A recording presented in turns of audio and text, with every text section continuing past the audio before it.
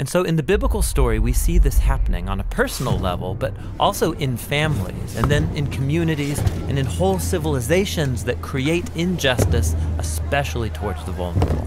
But the story doesn't end there. Out of this whole mess, God chose a man named Abraham to start a new kind of family. Specifically, Abraham was to teach his family to keep the way of the Lord by doing righteousness and justice. Yeah, doing righteousness, that's a Bible word I don't really use, but what comes to mind is being a good person. But what does that even mean, being good? The biblical Hebrew word for righteousness is tzedakah, and it's more specific.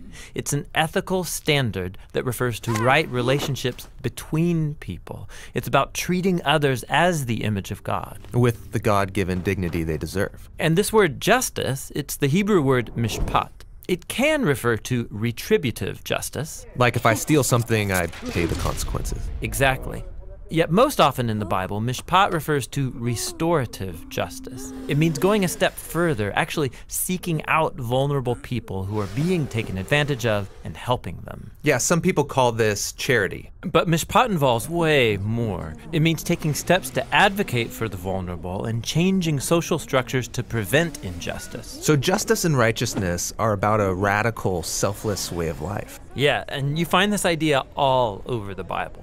Like here, in the book of Proverbs, what does it mean to bring about just righteousness? Open your mouth for those who can't speak for themselves. And what do these words mean for the prophets, like Jeremiah? Rescue the disadvantaged, and don't tolerate oppression or violence against the immigrant, the orphan, and the widow.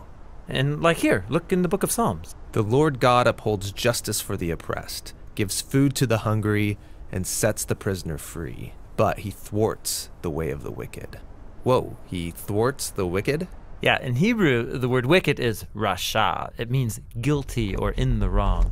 It refers to someone who mistreats another human, ignoring their dignity as an image of God. So justice and righteousness is a